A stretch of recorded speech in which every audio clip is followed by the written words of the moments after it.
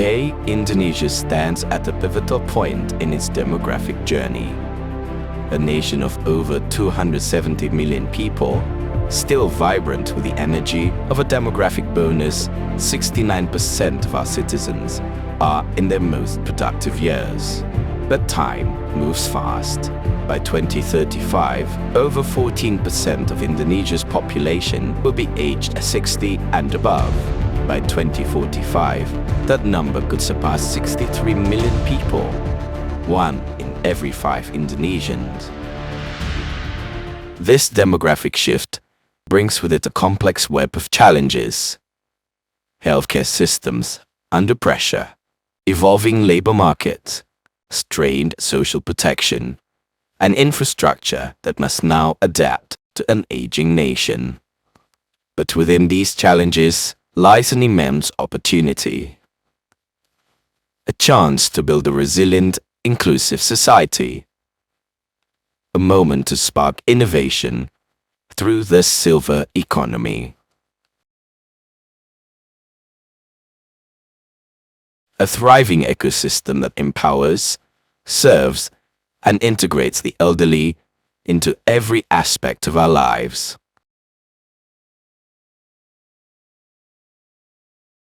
Indonesia has taken a bold step forward with the National Strategy for Aging 2021-2045, laying the foundation for an aging society that upholds dignity, productivity, and intergenerational solidarity.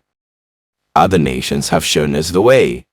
Singapore began preparing over 25 years ago. China has integrated active aging into its economic transformation. Now, it's our turn. Because aging is not just a concern for the elderly, it's a shared responsibility.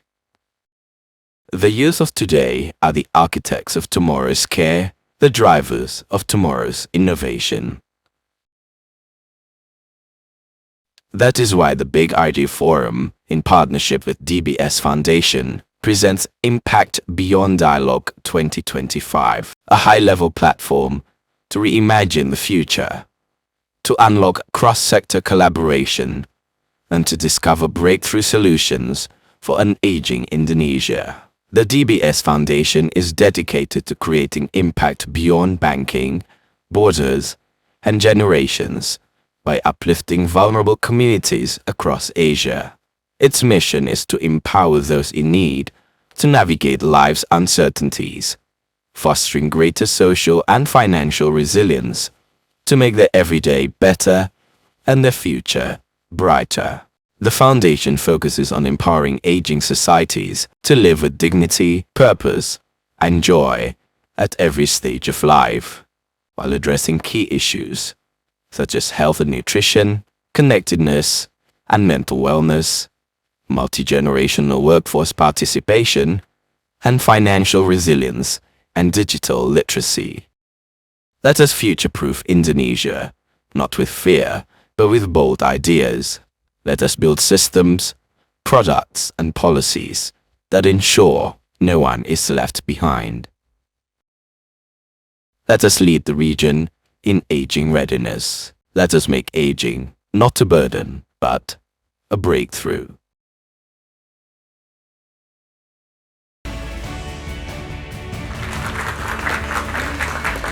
Halo, selamat datang di The Big Idea Forum. Ini merupakan kehormatan besar bagi saya untuk menyambut Anda semua di sini dan juga memandu The Impact Beyond Dialogue 2025 yang diselenggarakan bersama-sama dengan DBS Foundation. Nah, hari ini kita berkumpul untuk membahas tema yang sangat relevan, Future Proofing Indonesia from Demographic Bonus to Aging Readiness. Indonesia sedang berada di titik krusial meski masih menikmati bonus demografi. Transisi menuju populasi menua ini sudah di depan mata. Pada tahun 2045 diperkirakan 20% hingga 30% penduduk kita akan berusia 60 tahun ke atas. Ini bukan hanya tantangan, tetapi juga tentu saja peluang besar untuk membangun masyarakat yang inklusif dan berkelanjutan melalui inovasi di bidang kesehatan, keuangan, teknologi, dan juga the silver economy. Nah, acara ini menghadirkan dialog lintas sektor, menggali wawasan dan pemikiran serta mengusulkan langkah strategis untuk masa depan Indonesia. And as we begin this first session, it's my great honor and pleasure to introduce two exceptional speakers who are driving transformative changes in their respective fields. First of all, we'd like to welcome, and we're honored to welcome, Lim Chu Chong, President Director of Bank DBS Indonesia. Chu Chong hopefully will share how DBS sees the shift towards an aging population, not as a challenge alone, but as a catalyst for innovation and inclusion in the banking sector, and how the industry can play a proactive role in supporting a more resilient future for all generations. Once again, welcome Chu Chong. And next, we are delighted to welcome all the way from Singapore, Karen Ngui, Group Head of Strategic Marketing and Communications, DBS Bank, and Head of DBS Foundation. She will share why aging has become a strategic focus for DBS Foundation and how the foundation is driving impact across Asia by supporting purpose-driven initiatives that tackle social challenges, strengthen communities, and enable people to age with dignity, purpose, and joy. Once again, welcome, Karen. And to begin this session, let's start with you, Chu Chong. And as we talked about demographic bonus, which is what we talk about in Indonesia all the time. We're very proud of our demographic bonus, but as you know, death and taxes are inevitable. We're all getting older by the year, and as we've seen, by 2045, 20% of Indonesia's population will be at the age of 60 and over. Well, some of us are already 60 over, but let's hear it from you. As a banking leader, are you planning a long-term strategy to welcome this demographic shift? And also, what kind of things are you preparing in order to perhaps get some of the benefits or opportunities that this demographic shift brings? Well, in year 2045, we mentioned about 20% of Indonesia's population will be over 60. That is 63 million people. That's a lot of people. Yeah, it's a lot of people. So we think that this demographic shift to aging needs to have very thoughtful and long-term planning for that. So as a purpose-driven bank at DBS, we aim to be a trusted wealth advisor to our customers. And that means focusing on retirement readiness, retirement planning, and even intergeneration wealth transfers. And we, as a bank, we will continue to be innovative and to adapt products that gets people to be ready for aging. Then, as we are at DBS Foundation, we are also ready to partner social enterprises or even healthcare organizations to build an ecosystem around this. And we also have a corporate banking business where we will bank customers who are focusing on the silver economy. And I think we can get some opportunities from partnering those companies in banking. Okay, could you tell us a little bit more about this silver economy, and what kind of things do you see as potential challenges, particularly for the aging population, especially when it comes to, like you mentioned, creating some financial resilience and also adapting to new technologies, which is something that we are facing, every year. There's always, new things coming along, and how can the elderly prepare themselves for these kinds of transformation? I mentioned about the product suite of helping people to prepare for retirement. As a sustainability-focused bank, I think we also can work along creating financial and digital literacy for even the seniors. I think this aspect is really important because seniors may not generally be very digital, and we have to have a way of working with them to teach them how to use that. In terms of basic financial literacy, I think we can also do a good part to help to proliferate that idea so that we are prepared to have recurring income, let's say for for our retirement. So these are some of the things that the bank can do for our customers. And currently, in terms of your, people who are banking with you, what sort of demographic that you have at the moment when it comes to the age group, and also what sort of sector of the population is in what we call the aging members of society? In DBS, because we do a whole spectrum from the emerging wealth to the wealthy, our customer base tends to be a little bit further up. We are not banking that much with the young at the moment, but that's the majority, but we do bank with all segments. And so, for example, for the customer segment that we have things to help them with retirement. For example, we have bank assurance product, and recently we launched a Manulife Prime product that's focused on legacy planning. This month we're going to launch a new credit card called DBS Vantage, and in that card benefits, they have like access to healthcare organizations, let's say in Singapore, in Indonesia. We focus on wellness. Our wealth proposition also focus on wellness, like gym membership and all that. And that is what we can do. Then in terms of our service offering, we do have a digital offering. We also have relationship managers that will serve all segments, whether you're digital or not. So we do a whole spectrum of things for the population. Okay, let's go to you, Karen. I mean, you are the Group Head of Strategic Marketing and Communications. Tell us a little bit about the DBS Foundation, and particularly your focus on the aging segment of society, not just, in Singapore and Indonesia, but in Asia as a whole. We started the DBS Foundation back in 2014, and this is sort of in keeping true to our roots as a purpose-driven organization. The D in DBS was the Development Bank of Singapore. Now we say we're the Digital Bank of Singapore. But more importantly, aging is a problem not just in Singapore, in Asia, eventually in Indonesia, but the world over. If we look at WHO statistics, there are now more older people, aka people more than age 60, than there are people below age 5. If you sort of look forward, to perhaps about 20 years from now, there will be double the number of older people versus the younger people. So the fact is the demographic shifts are very, very stark and very, very large. And therefore it becomes very apparent that our current views of how we look after aging population is not going to suffice anymore. Which is why our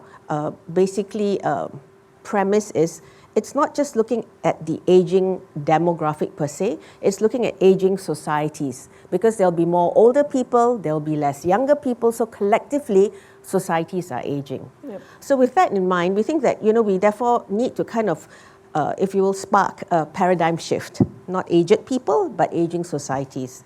And because of that, it's not just only about caring for older people, because yes, we want to care for them, but the current caring models may not suffice anymore, not with the scale at which people are getting old. So it's about living with older people, because eventually more and more will have to age in place, age at home. So from aging people to aging societies, from caring for to living with. And the last part, which you, I think, have all kind of mentioned, is it's not about intervening when someone gets sick or somebody falls down and all that. Yes, we will do that. But to reduce that incidence is to prepare earlier, get fit earlier, eat, be healthy, be financially prepared earlier. So don't wait till you're going to retire before you start thinking about retirement, but start saving earlier on. So I think the ability to prepare early to kind of prevent things would help the better prepared one is, versus just relying on interventions alone. Yeah, you mentioned about, aging with dignity. Yes, yeah. And living a purposeful and meaningful life. Absolutely. Just tell us a little bit about some of the activities that the foundation focuses on, and how are you preparing people? So, for example, I think Chu Chong spoke about and digital literacy.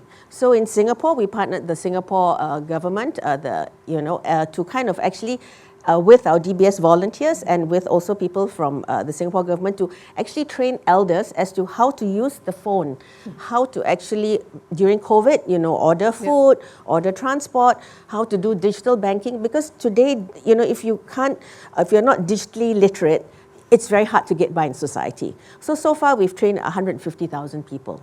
Another kind of concern with the elder generation is isolation and loneliness. So, this is where our volunteers go and visit and befriend the elders. So it may not be actually functionally doing anything with them, but just befriending them and being with them. So sort of understanding all aspects of aging. So it's not just medical health, which is important, but it's also mental health, it's social health, it's financial health. I think it's the whole ecosystem play that needs to come together. Now, it's been the DBS Foundation, you mentioned, started in 2014. Now it's more than 10 years later. Yes. What sort of traction or feedback? And also, are you seeing sort of the positive benefits, particularly in the intergenerational sort of relationship? Yeah. So, when we first started, our focus was, thanks to Pak Chu Chong's legacy, in Singapore, where he actually started introducing a package for social enterprises. We call it a social enterprise banking package in Singapore. So we thought, actually, if businesses can all become a force for good, aka be both profit and purpose driven, I think society would be a better place. So when the DBS Foundation first started in 2014, for the first 8 years, we focused on providing grants to upcoming social enterprises. And that's what we did. And many social enterprises also came from Indonesia as well. Back in 2022, at the height of COVID, then we thought we need to perhaps maybe step up our ability to kind of do our part for society. So the bank actually put in more money into the foundation such that we could start to give direct aid and support to communities. And then later, upon our 10th anniversary of the foundation, the bank made a commitment to give back up to $1 billion Singapore dollars over the next 10 years. So with that in mind, we thought that we should perhaps then focus on addressing some of the world's what we call wicked problems. And one of the wicked problems is actually aging. And we felt that as a bank and as a foundation, if we came together to address wicked problems, we could hopefully partner the communities and actually make so much more impact. So the bank focuses on products, helping people to save, create financial value, business value, and the foundation comes in to support the more vulnerable who are not able to help themselves, and this is where we come in and support. Okay, Chu Chong, this is something that DBS Indonesia will focus on, but how do you see the kind of innovations that's needed, particularly for Indonesian customers, because obviously our demographics are very different to our neighboring countries like Singapore or the other Asian countries and Southeast Asian countries? I think we are doing the similar exercise in Indonesia, how we work between the bank and the foundation. And I think in terms of the bank, we are trying to make sure we have products that are adaptable and flexible to the aging population. That's the basic thing that the bank can do. But we're also looking at partnering either social enterprises and even healthcare organizations and even companies that are focused on the silver economy to see what we can do together to create value and to make a more sustainable future. So generally that's what we are going for. And like what Karen said, DBS Foundation has upsized in terms of the funding, so that there is more that we can do in Indonesia. I think we are starting with awareness and conversations. Hopefully that will lead to actions as we go along the way. If I might add, Yes, absolutely. in addition to that, we're also trying to identify innovative businesses that are working to address the aging problem. So in fact, just last week in Singapore, we announced 4 winners of the DBS Foundation Impact Beyond Award. And 4 innovative businesses actually were awarded 3 million Singapore dollars. Okay. But more importantly, it's their business model, their business idea. One was using technology to help people age in place. 2 of them were developing like platforms to kind of support and better enable the caregiver network, and basically basically another one was looking at the overall ecosystem to kind of, again, help elders actually age well. So we think businesses also need to respond to the call. The old way of thinking was it's something that the government is going to do. You know, it's a social burden, and so it's not something that businesses need to address.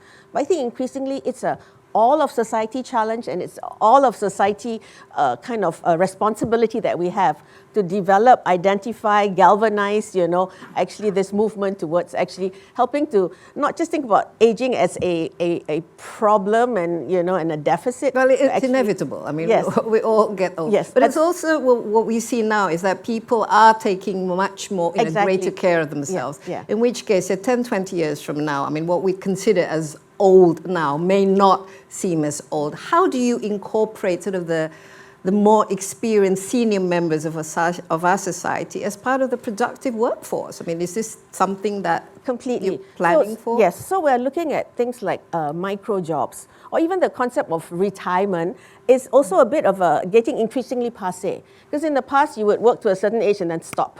But now people take on other things, or they work part-time, you know, or they finally pursue hobbies which are actually business related. They become older gig workers. So the whole future of the workforce is changing. The future of, I think, how homes are built, there's a lot of Exactly, opportunities the there. infrastructure Yes, will be yeah. completely different. So the infrastructure, there's huge business opportunity there. Businesses who, especially in some markets who find it difficult to find people, look to the older ones, you know, they are prepared to work, you know, yeah. Yeah, absolutely. And that the pyramid will be inverse. Yeah. Yes, Chong. In fact, in DBS Indonesia, we think that the older members of our team, they probably have experience, they have wisdom, and they can act as mentors to the younger ones. DBS Indonesia, we also have this joyful retirement program. So we send the soon-to-be retired staff to external courses, and we give them some allowance for that. And there are classes within DBS Indonesia that talks to them about mental adjustment, how do you invest wisely, how do you prepare for retirement financially, and how do you even do other things after they retire. Yeah, I like that. Joyful retirement. Because increasingly, I think with the advent of AI, I think knowledge has become democratized. It's a commodity. But I think what experience brings is, you know, critical thinking skills, problem-solving skills, decision-making skills, and that's what the older workforce can actually impart on the younger. Absolutely. As long as AI, you know, we don't get replaced by AI. Just very quickly, I mean, how are you, you know, both you, Chu Chong and Karen, how are you preparing for, you know, aging gracefully? Okay, Share I'll us go very first. quickly. For me, I'm investing wisely so that when I leave the workforce, I will have recurring income. Thereafter, I think I will need to prepare for what I do after that. And most important, I think we got to keep our health, keep a good health. So try to exercise more and try to eat properly. Yeah. Okay, well, that's good advice. And also, you know, try not to be so much a burden on the younger generation. But how about you, Karen? How are you preparing for aging gracefully with not dignity? aging at all. No, you're not aging. You know. On the Asians contrary, don't I age. am probably the most aged in this room, but let's not go there. Yeah.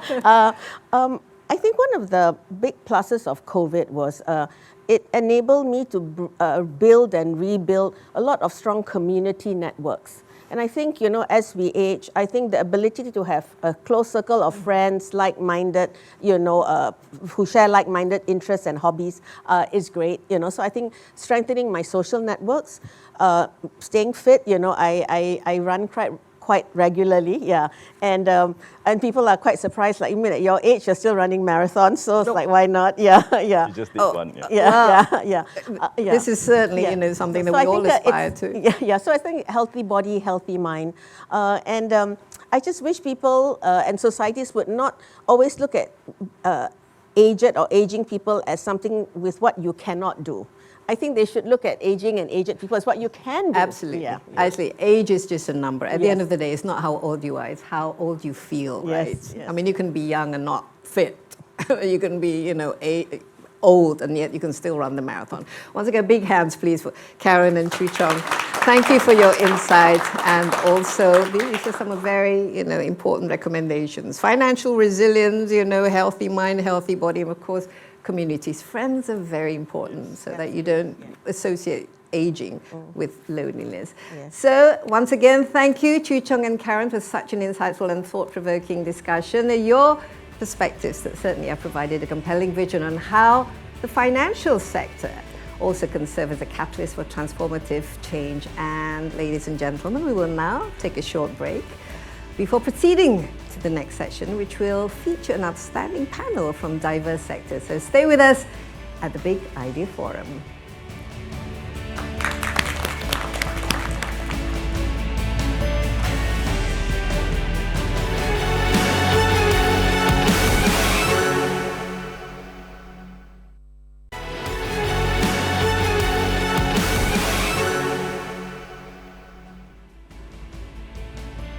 Halo dan terima kasih menyaksikan The Big Idea Forum, dan di sesi kali ini kita kedatangan panelis yang akan memberikan perspektif beragam tentang topik kita hari ini, Future Proofing Indonesia from Demographic Bonus to Aging Readiness. Saya akan memperkenalkan para panelis satu persatu. Yang pertama sudah hadir bersama kita Wakil Menteri Kesehatan Republik Indonesia Pak Dante Saxono Harbuwono, di mana kita harapkan beliau akan memberikan gambaran kepada kita terkait dengan kesiapan dalam membangun ekosistem kesehatan untuk lansia. Pak Wamen, apa kabar? Sehat selalu ya?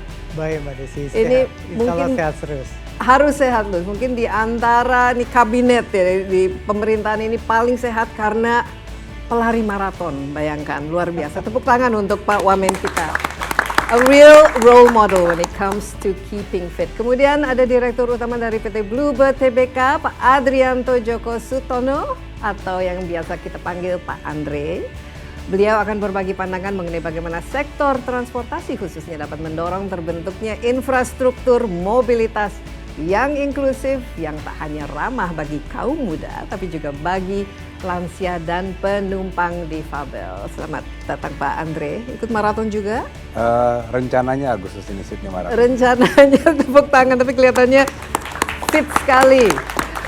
Selanjutnya telah hadir juga bersama kita Grace Tahir, founder Everest Media dan board member Maya Pada Hospital. Grace, kita harapkan menyampaikan perspektif mengenai pentingnya membangun sistem kesehatan yang ramah untuk semua, dari lansia, kaum muda, hingga keluarga muda. Halo Grace. Halo. Still young, forever young. Berikutnya panelis kita adalah seorang pengusaha muda dan content creator, Raymond Suryacin. Raymond kita harapkan memberikan perspektif dari kaum milenial dan Gen Z. Nah, Raymond akan mengulas peluang-peluang ekonomi, bisnis, dan karir yang dapat diciptakan melalui kolaborasi lintas generasi. Kita akan mendengarkan bagaimana generasi muda dapat turut aktif menyiapkan masa depan yang inklusif. Halo Raymond, apa kabar? Merasa paling muda, tapi pasti justru paling bisa banyak belajar. Banyak belajar, tapi pasti pengalamannya juga. Walau muda, masih justru kita masih banyak yang kita bisa pelajari dari Raymond sebagai content creator. Dan selanjutnya panelis keempat, Benjamin Cass, President Director of Living Well Seniors Communities. Beliau memiliki pengalaman dalam pengembangan komunitas dan layanan untuk lansia di Indonesia. Pengalamannya ini akan memperkaya diskusi kita tentang praktek terbaik dalam membangun ekosistem ramah lansia. Hello Benjamin, great to have you. Thank you. I hope you can follow us in Indonesia. How's Looking how's forward to your it. translation? All perfect, Working? thank you. Great, good to hear. Dan last but by no means least, sudah hadir bersama kita DY Suharya, founder dari Alzheimer Indonesia dan juga Regional Director Asia Pacific Alzheimer's Disease International. DY, kita harapkan berbagi wawasan tentang bagaimana kita dapat menciptakan komunitas yang ramah lansia, tempat di mana semua orang, termasuk mereka yang rentan, tidak terisolasi, melainkan merasa didengar, diterima, dan diberi ruang untuk tetap bermakna. Hai DY. Halo. Dan DY ini disclaimer, teman lama. Dan saya juga mempersilakan nanti kepada Bapak Ibu hadirin yang hadir di sini juga untuk memberikan komentar, perspektif, ataupun juga pertanyaan terkait tema yang kita diskusikan hari ini. Oke, tanpa berlama-lama lagi, untuk memulai diskusi ini saya akan langsung bertanya kepada Wakil Menteri Kesehatan kita Pak Dante Saxono. Kita biasanya kalau kita bicara mengenai kebijakan ataupun mau regulasi dan lain sebagainya, itu bicara mengenai demographic bonus, bahwa kita harus istilahnya make the most of our young people. Tapi kali ini kita bicara mengenai kemungkinan kita akan memasuki yang namanya demographic shift. Tahun 2045 nanti 20% dari populasi Indonesia itu akan berusia di atas 60 tahun. Tentu harus ada kebijakan nasional mengenai proses penuaan ini. Ini sudah menjadi bagian dari program Kementerian Kesehatan, Dok. Ya, jadi gini Mbak Desi ya. Kita tadi selalu bicara tentang kesuksesan sebuah sistem kesehatan yang dibangun oleh suatu negeri digambarkan oleh life expectancy. Dan sekarang kita sudah masuk kepada life expectancy 72,39 tahun. Jadi usia harapan hidup masyarakat Indonesia itu sekarang adalah 72,39 tahun. Jauh lebih besar, lebih tua dibandingkan dengan dekade sebelumnya. Tapi ada hal penting yang lebih dari sekedar soal umur dan angka harapan hidup tersebut. Yang kita sebut sebagai health atau health adjusted life expectancy. Yaitu di mana usia di mana seseorang itu merasa sehat walaupun dia menjadi tua. Dan health orang Indonesia menurut data kita saat ini sampai pada usia 63 tahun. Jadi Mbak Desi bisa bayangkan dari usia 63 sampai 72 walaupun dia punya life expectancy bertambah hampir 10 tahun tapi kondisinya sakit. Nggak sehat. Nggak sehat. Itu yang akan menjadi prioritas dan tanggung jawab kementerian dalam menyusun program sehingga health-nya nanti akan terus bergerak. Life expectancy-nya terus bergerak sehingga program-program yang dibuat oleh Kementerian Kesehatan tidak saja untuk membuat angka harapan hidupnya naik tetapi health-nya juga naik. Apa itu health parameternya? Dia tidak kena serangan jantung, dia tidak kena stroke, dia tidak kena diabetes, dia tidak terkena hipertensi, dia punya kesehatan fisik, dia punya kesehatan mental dan sebagainya. Dan health itu adalah salah satu yang menjadi prioritas dari Kementerian Kesehatan dalam membuat kerangka, aturan, dan program dalam mewujudkan Indonesia yang lebih sehat di masa pandemik bonus di 2045. Iya, demographic bonus. Nah, kalau kita bicara mengenai kesehatan, terus terang masyarakat Indonesia ini, walaupun ya angka kematiannya semakin istilahnya longevity-nya semakin tinggi, tapi dari segi kesehatan kita sangat minus ya. Diabetes kita semakin meningkat, ya penyakit kardiovaskular dan problem-problem yang berkaitan dengan lifestyle itu semakin meningkat. Persisnya, program konkret apa saja yang disiapkan oleh Kementerian Kesehatan untuk mencegah? Karena prevention is better than cure dan jauh lebih mudah dan murah ya bagi beban pemerintah maupun masyarakat kita sendiri. Saya ingin gambarkan bahwa hampir seluruh di dunia ini, maka health expenditures sebuah negara selalu lebih tinggi daripada pertumbuhan GDP-nya. Jadi inflasi kesehatan itu terlalu tumbuh eksponensial dibandingkan dengan pendapatan negara. Hanya ada 2 negara yang health expenditure-nya lebih rendah daripada GDP. Di mana itu? 1 di Kuba, 2 di India.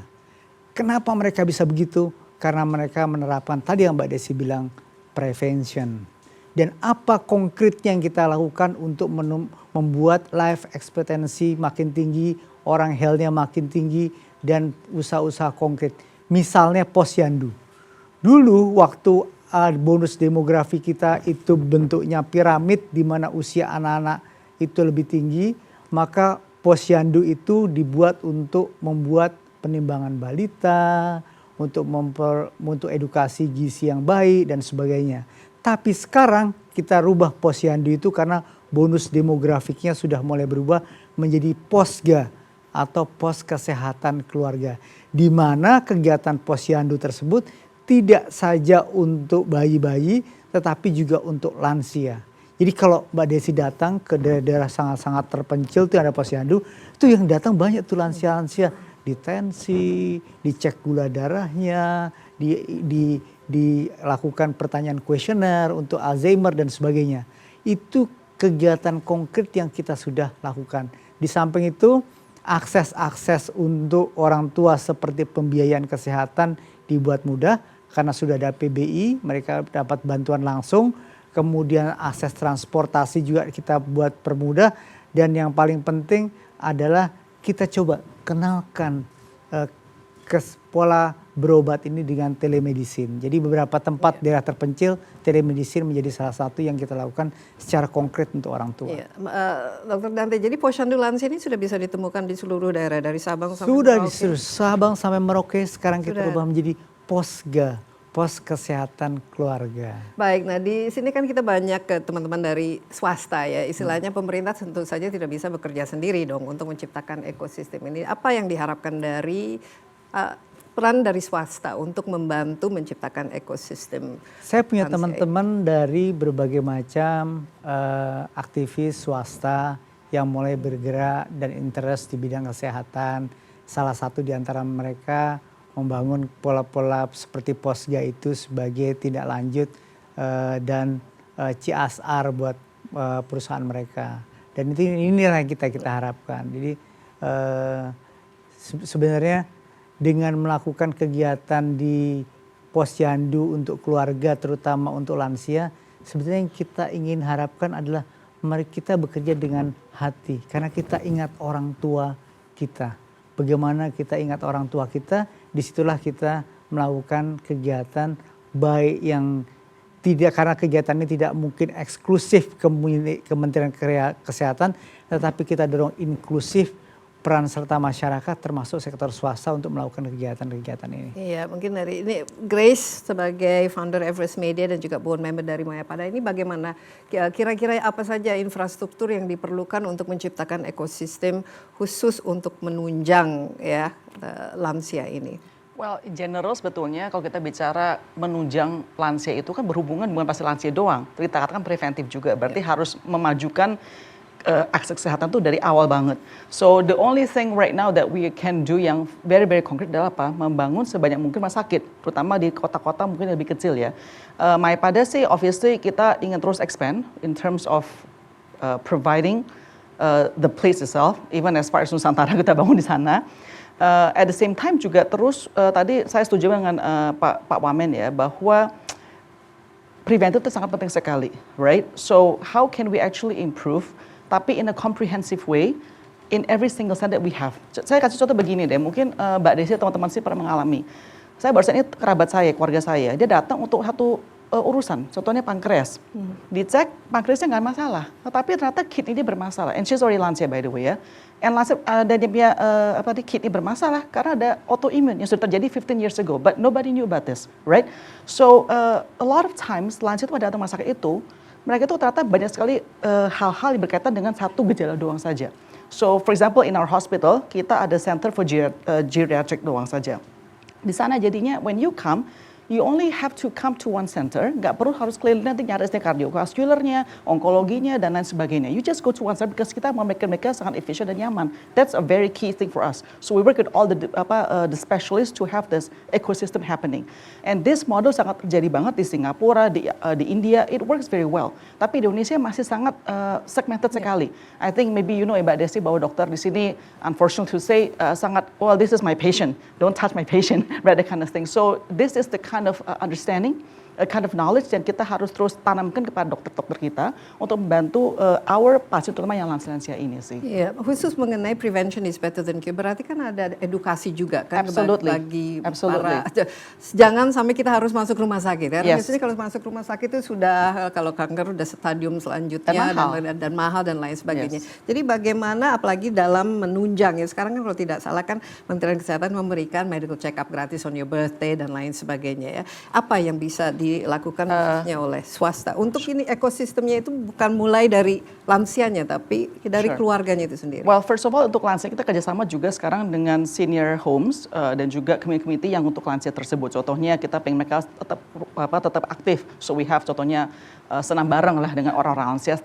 Community-based activities like that. I think it's very important so that they still can be healthy even at their old age. Kalau kita bicara education sudah pasti through digital media, through technology. We always contohnya our app app and everything like that, itu banyak sekali informasi dan education awareness untuk pihak-pihak yang lebih muda. So we also work with, like right now, you know, everywhere everybody's playing paddle, right? So we have to have that, we have to be associated with all of these things that's happening among the young people, Generation Z, ke sekolah-sekolah juga, Generation Alpha bahkan, millennial, ke kantor-kantor. So we work a lot proactively by going out. Jadi kita in a very ironic sense, nggak perlu masa kita gitu loh. We go out to meet you there, so we can prevent you from going to our hospital in the future. So in an ironically way, that's what we're doing. Iya, tapi secara keseluruhan ini masyarakat Indonesia tuh sehat atau enggak sih? Wah, saya bukan dokter ya, jadi saya jawabnya kayak begitu juga. Maksudnya kalau kita lihat Yeah. ya, secara kalau saya lihat ya secara keseluruhan itu nggak sehat karena di sini kita juga lifestyle, mungkin makanannya nggak sehat Yes. atau merokok dan lain sebagainya sama True. lifestyle yang kurang Yes. aktif dan kurang olahraga mungkin. Saya merasa begini ya, contohnya rokok deh paling simple. Rokok itu sudah ada warningnya di boxnya kan, Yeah. but you know people don't really pay It attention to doesn't work. warning because it's If too you're a long smoker. term. It's too long term, right? So me individual as a content creator from Everest Media, saya itu emang khusus talk about wellness because I do believe wellness is important mentally, health, physically and everything like that, right? Jadi when you said orang Indonesia siapa nggak sehat, menurut saya ada pockets yang mau belajar tuh sehat. Tetapi unfortunately you're right, mereka sangat numb or they always have this one concept bahwa health itu adalah very very expensive, which I think it's not true. When we talk about them, let's say, makan makanan yang non processed, yang gluten free, they say, oh we have to buy certain thing. It's just not true. Tempe gluten free loh, right? Kecuali digoreng. Yes, Ini right. sehat. Right, tapi kan juga bisa pakai kacang-kacang yang sebetulnya juga bukannya gluten free. Maksudnya my responsibility as a content creator personally, karena saya juga pernah sangat tidak sehat ya, Mbak Desa, saya pernah obesitas juga. So I feel like actually everybody itu mestinya ada satu ada satu desire to be healthy at a young age.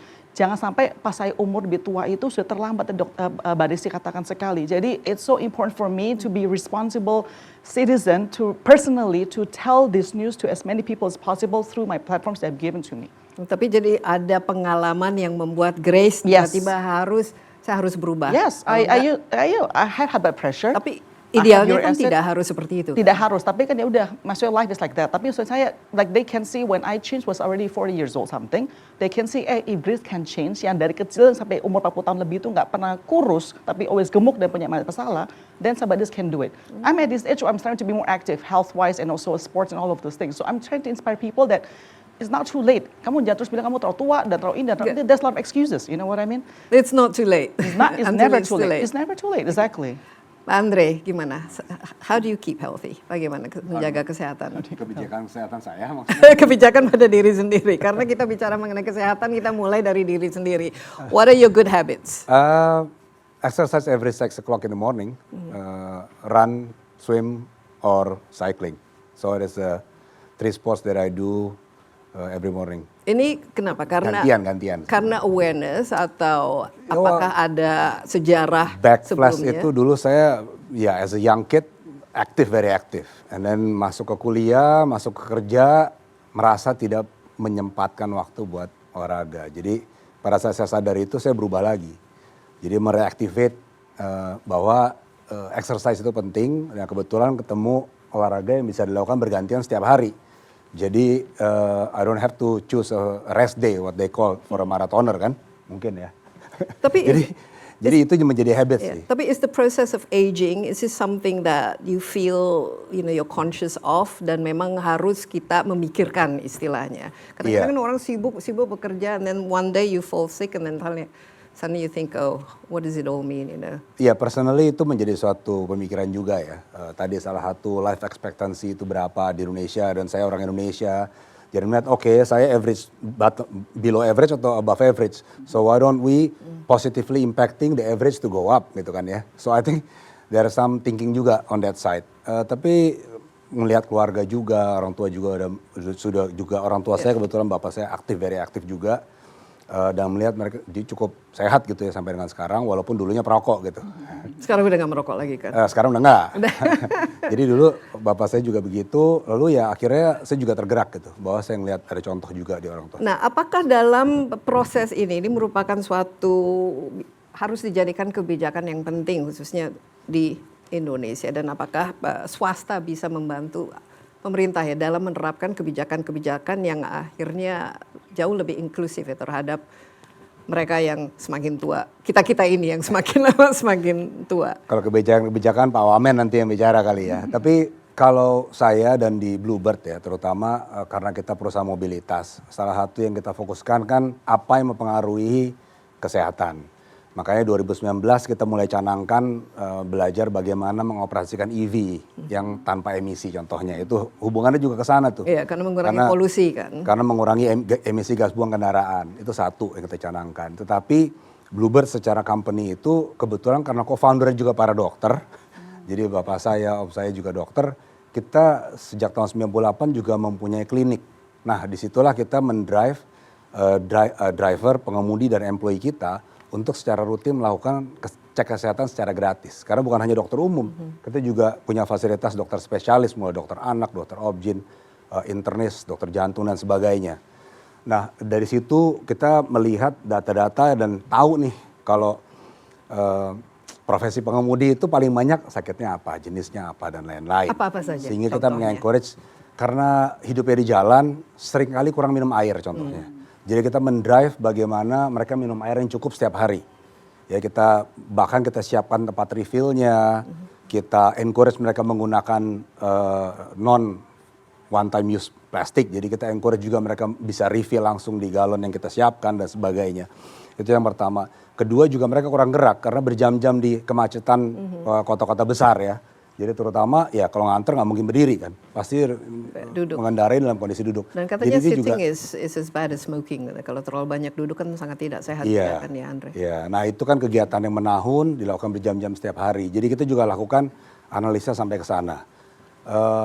Itu dari sisi society internal kita sih. Itu jadi memang sesuatu yang kita pikir salah satu contohnya juga area merokok di kantor kita perkecil.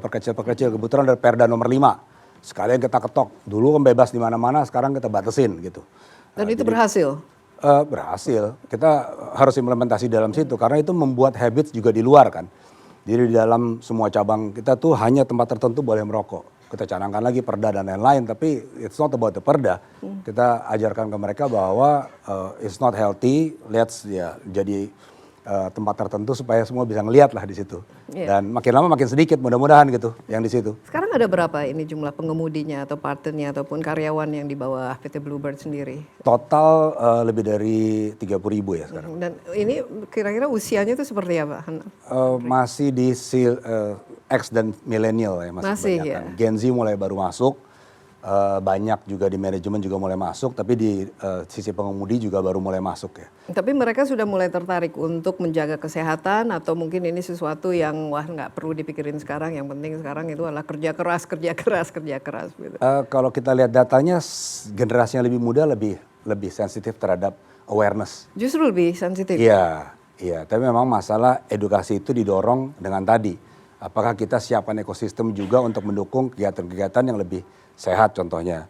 Di banyak kegiatan olahraga juga yang sifatnya society yang kecil-kecil gitu ya. Jadi kita adakan di Bluebird juga setiap tahun ada lomba olahraga dalam rangka HUT Bluebird. Jadi itu kan kegiatan yang mereka harus lakukan rutin untuk menyongsong bulan kompetisi gitu. Nah hal-hal seperti ini jadi bukan mengecilkan tapi ada olahraga yang gerakannya nggak banyak contohnya gitu kan kita tahu. Ya kita hapus tuh cabang olahraganya. Kita maunya yang lebih aktif gitu ya. Supaya mendorong mereka juga olahraganya yang aktif. Iya, apalagi kalau CEO-nya kelihatan begitu fit, aktif dan mau tidak mau kan yang lain harus ikut Mencoba mendrive. Raymond, ini generasi milenial atau milenial ini Hampir Gen bagaimana? Z. Katanya lebih sensitif ya terhadap masalah kesehatan dan lain sebagainya. Atau ini hanya merupakan bagian dari gaya hidup? Karena kalau kita lihat ini, kalau sekarang misalnya musim naik sepeda, semuanya naik bersepeda, tapi lebih karena lifestyle-nya, karena harus punya sepeda yang paling mahal, bajunya, atau bagaimana? Kalau Apalagi anak-anak muda. pedal ya kalau sekarang ya. Anak muda tuh very social driven ya, very social centric. Mereka mungkin karena tinggal di social media, dalam mungkin selama 4 tahun terakhir tuh saya ada hampir 1 billion views. Spesifik 60-70% itu di milenial sama Gen Z. Walaupun ada generasi yang sedikit lebih tua gitu. Tapi ada satu benang merahnya sih sama generasi muda. Yes, karena mereka udah jauh lebih rata dan savvy di dunia digital dan informasi. mereka lebih susceptible buat becoming more aware. Tapi salah satu yang pertama, saya mau patut apresiasi dulu sama tim DBS. Mungkin minta tepuk tangan juga buat tim DBS karena ini pertama kalinya saya diundang kayaknya seumur hidup untuk bahas tentang aging society. Dan saya sebagai kreator yang kebanyakan tuh ngomong ke anak muda, saya tahu betul behavior adalah mereka cari sesuatu yang lebih short term.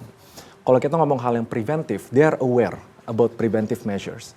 But mereka ngerasa ada urgency-nya. Karena belakangan ini kalau misalnya kita bahas tentang topik kesehatan kan, kita ngomong tentang bonus demografi dan semuanya tentang positif-positif yaitu Indonesia Emas 2045. Mereka tuh masih perlu intergenerational learning-nya tentang hadiah itu comes with responsibility. Layaknya kalau misalnya anak muda misalnya lihat news, oh ada startup dapat funding jutaan dolar, tepuk tangan. Tapi mereka suka lupa responsibility-nya atau tanggung jawabannya, justru this is where you start gitu loh. Nah sekarang kita lihat 2045 mau dibilang emas dan orang masih nggak aware seberapa kritisnya tahun 2030 sebenarnya. 2030 kan bisa dibilang itu 5 more years down the road. Only 5 more years and bisa dibilang no room for mistake. Dimana anak muda tuh harus kontribusi barengan dan itu puncaknya demografi kita. Ironisnya, pas puncak demografi kan rasionya kan dependency rasio.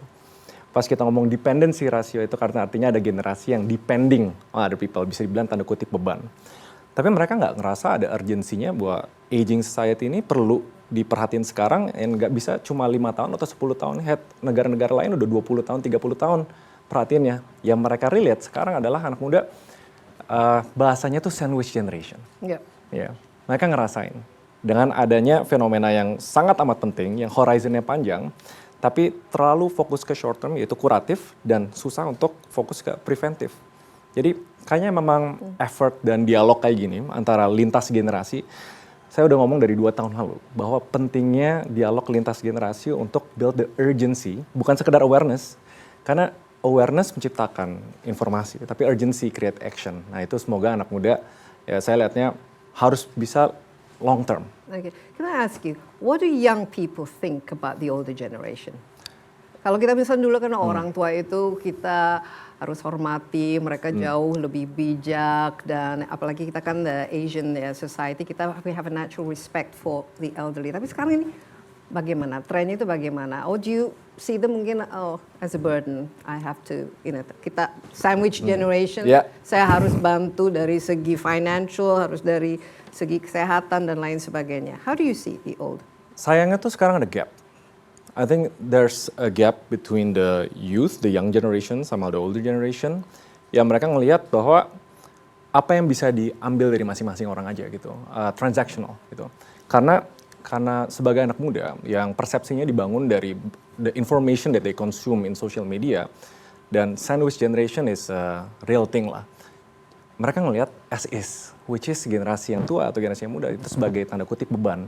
Belum kepikiran sama sekali secara long term on how to integrate that. Kenapa? Tapi make sense-nya, pas kita ngomong bonus demografi itu kan age related. Yes, mayoritas populasi adalah siap untuk bekerja. Tapi infrastruktur dari lapangan pekerjaannya yang bisa dibilang anak muda sekarang struggle to meet ends meet lah ya dengan pekerjaan. Jadi mereka nggak bisa fokus ke preventif terlalu banyak dan nggak bisa terlalu fokus ke long term. So ini emang harus benar-benar dari semua sektor, mau private sector, mau dari government sector, dari education, dari awareness, dari urgency. Dan sering-sering memang harus ada dialog lintas generasi sih. Iya, ini menurut saya penting sekali. Bukan hanya masalah kesehatan saja. Biasanya kita bicara di sini ya, kesehatan. Jobs. Tapi sebenarnya masalah finansial juga. Apalagi saya lihat itu anak-anak ke usia Gen Z dan milenial misalnya jauh lebih banyak tantangan secara ekonomi mungkin yang tidak dimiliki oleh the boomer generation atau generation X. What are your biggest fears about getting old? Soalnya if we miss this window, we might not have the chance again untuk Indonesia jadi negara maju.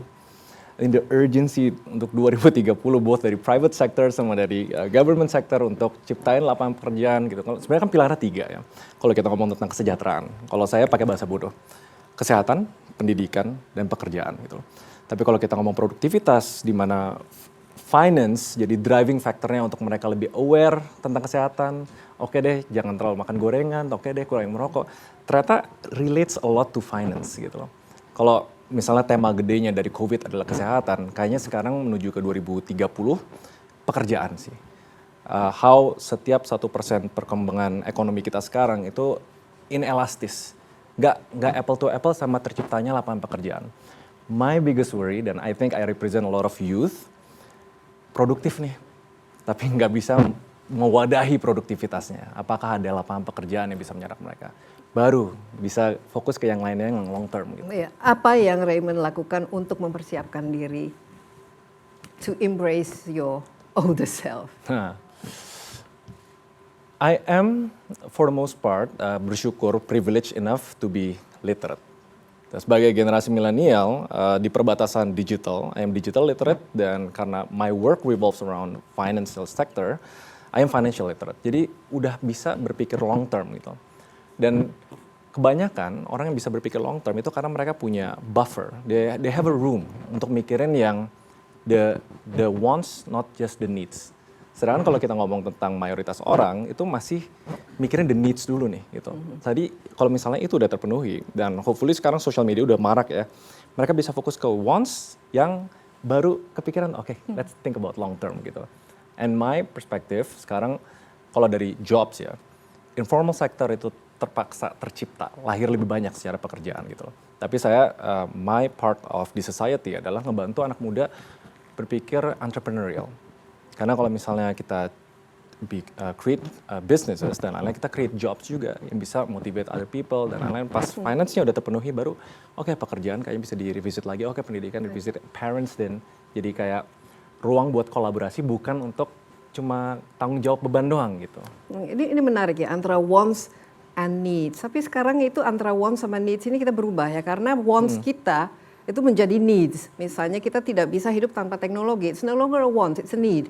Kita tidak bisa hidup tanpa, Wi-Fi connection. Yeah. Kita tidak bisa hidup tanpa yang namanya lifestyle, karena you have to have that photo that you post on IG. That becomes a need. Yeah. A lot of us, we don't exist without our social media kan. Ini it cost money juga gitu. It cost resources. So bagaimana ini? 5-10 tahun ke depan, how do you see our young people becoming old? Sekarang needs-nya mungkin untuk you have your big latte and your expensive drink, it's a lot more important than, for example. I made a statement di beberapa forums ya, kayak I believe 25 tahun ke depan akan jauh lebih signifikan dibanding 250 tahun terakhir. Right, because kalau kita lihat dari history of revolutions, dari printing, manufacture, dan lain-lain, AI seems like puncaknya perubahan behavior kemanusiaan dan peradaban. I think a lot of CEOs di seluruh dunia ngerasa kayak banyak uncertainty, kita masih belum benar-benar yakin ke depannya bakal gimana, tapi for sure itu bakal ngubah behavior anak muda ke depannya, dan ini udah proven in a lot of journals. Kita lebih short-sighted, lebih shorter term thinking, attention span dari segi planning dan lain-lain. Hence urgensinya untuk bikin wadah lah antara generation lama dengan generation baru. We know the great wealth transfer kan, $80 triliun. In human history nggak pernah sebanyak itu transfer ke anak muda. Make sure yang ditransfer bukan uang doang, tapi the wisdom, the behavior, the long term thinking. Karena anak muda tuh nggak bisa kepikiran urgensinya unless mereka jatuh sendiri gitu. Nah itu yang harus di-fill sama dialog-dialog kayak gini, makanya I appreciate TBS. When you're young, we think that you're going to be forever young.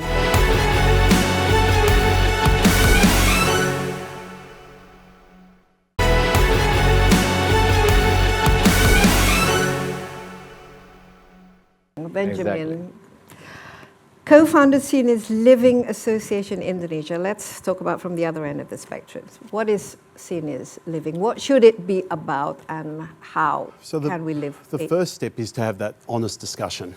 I was very blessed that I had, of my 4 grandparents, 3 of them lived until their mid-90s.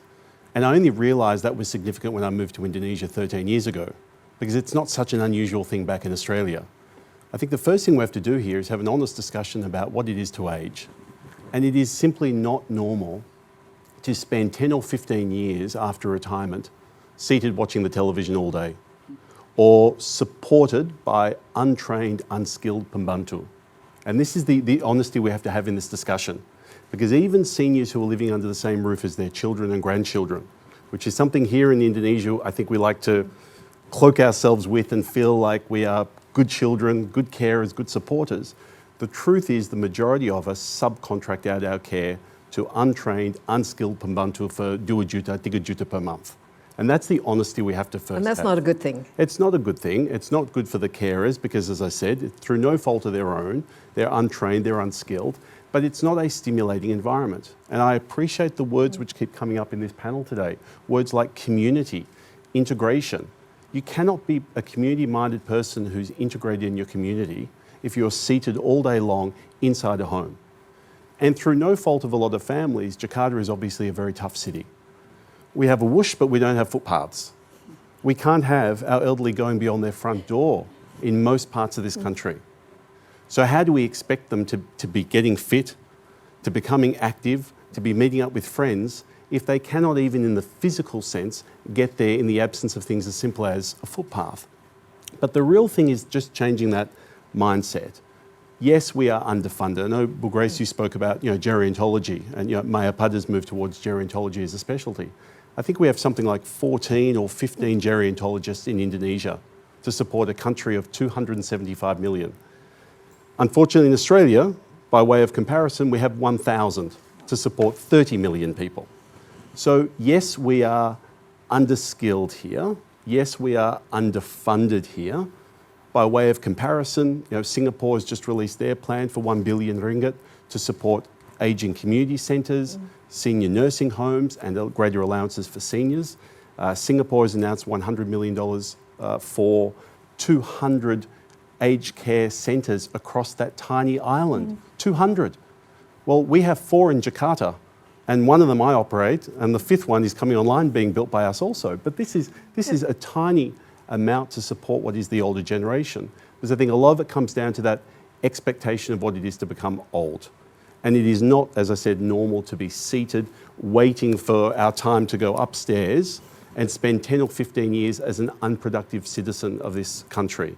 It can be productive, it can be integrated, and it should be being spent with friends and family in that productive fashion. Okay, the question is how?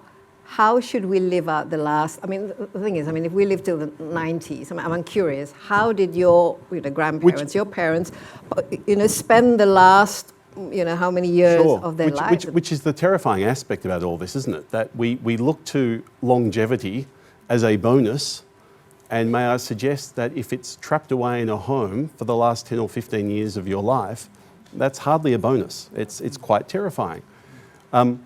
We operate in conjunction with Ciputra Developments, a community centre in Jakarta Barat. We have a new project online with Agung Sedayu up in Pikdua.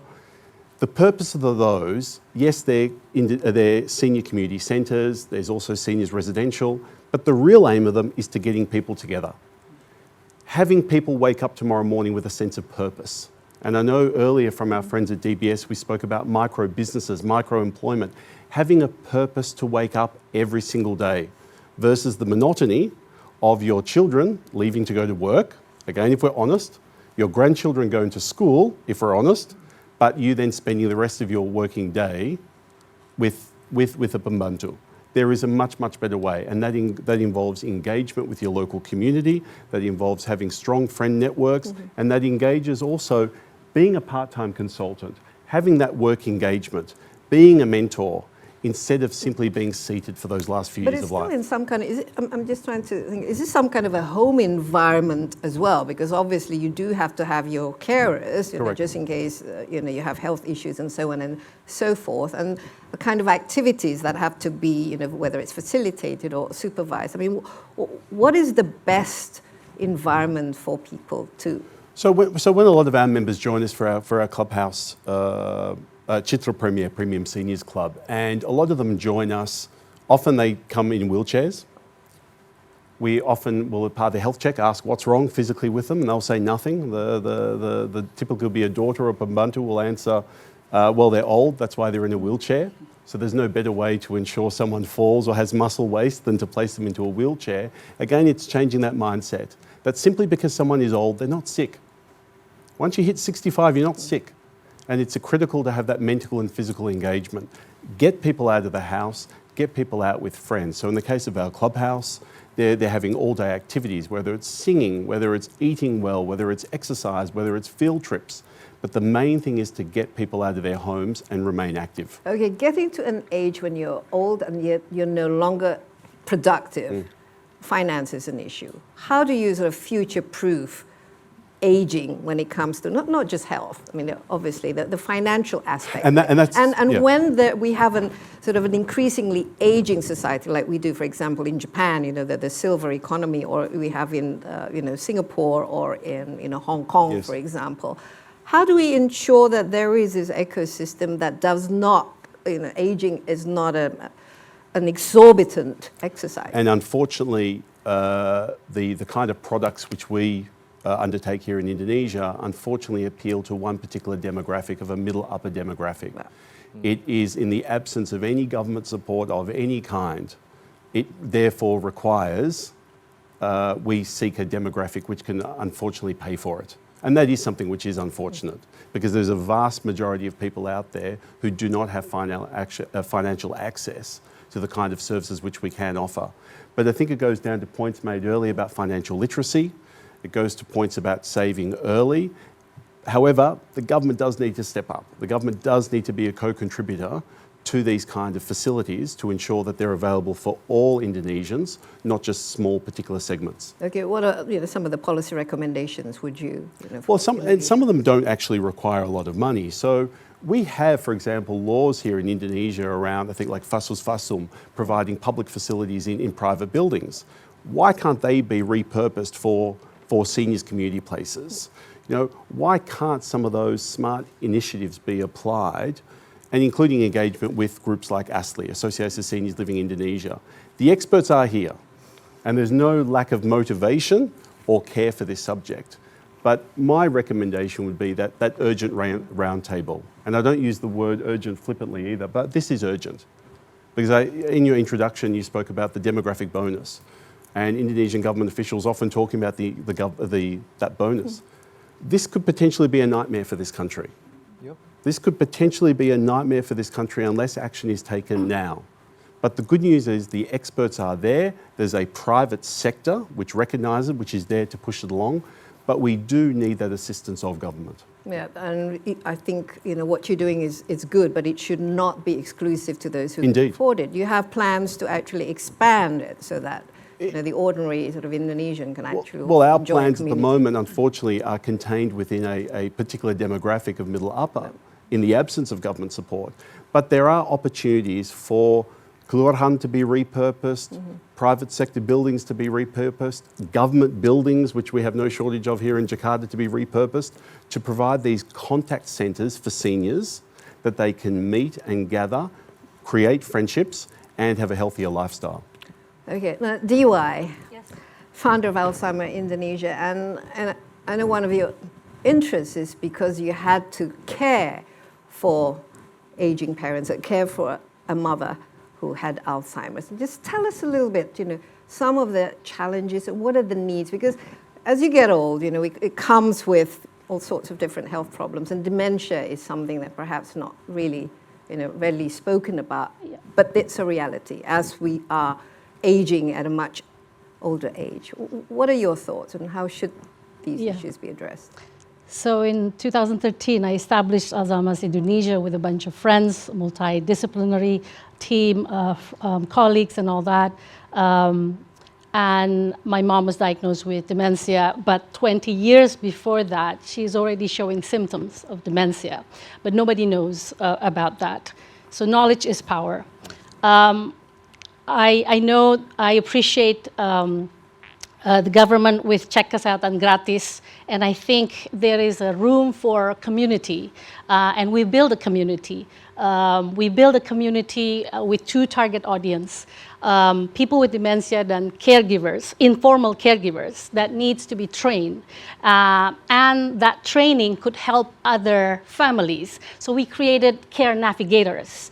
These care navigators are experienced carers who had to resign from their job, berhenti kerja dan sebagainya untuk mendukung orang dengan demensia yang dikasihinya.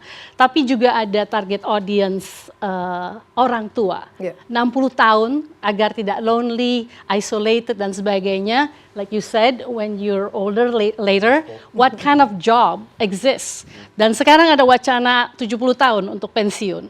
Itu something yang kita bisa bahas bersama di sini karena Alzheimer Indonesia memberikan wadah selama 12 tahun ini untuk orang tua diberikan skill menjadi brain gym instructor, menjadi edukator dengan materi-materi komunikasi seperti ini. 10 warning signs of dementia, knowledge is power. Tanpa memahami ini, saya tidak tahu bahwa ibu saya didiagnosa demensia karena kirain lupa-lupa biasa, kacamata ketinggalan di kulkas dan sebagainya.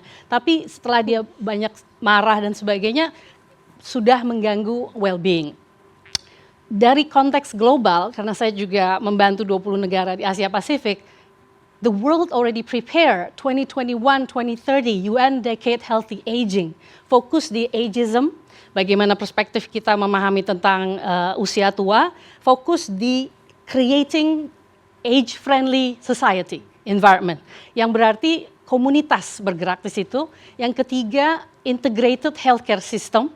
Yang keempat, access to long-term care. So when you ask about how, as a civil society, as a partner to private sector, government and all that, as a community, we already established the path on that. Tinggal diberdayakan lagi, diperkuat sinerginya sehingga lansia usia 60 ke atas masih panjang perjalanannya dan kita punya pembekalan pelatihan sehingga we can activate their highest potentials. Nah ini kan sudah founder dari Alzheimer Indonesia ini Dewa sudah lebih dari 10 tahun ya? Iya betul, 12 tahun. Sudah 12 tahun ini bagaimana? Apakah kesadaran terhadap demensia, terhadap Alzheimer ini semakin meningkat di Indonesia? Dan juga apakah ini sudah mencakupi seluruh Indonesia? Kita punya 28 cabang, chapter, 20 di Indonesia, 8 overseas. Tidak mungkin kita bergerak sendiri dan kesadarannya global 55 juta orang demensia, 26 juta di Asia Pasifik, 1,2 juta di Indonesia. Yang berarti 1,2 juta family carers yang akan burn out, yang bakal depresi, yang bakal merasa isolate.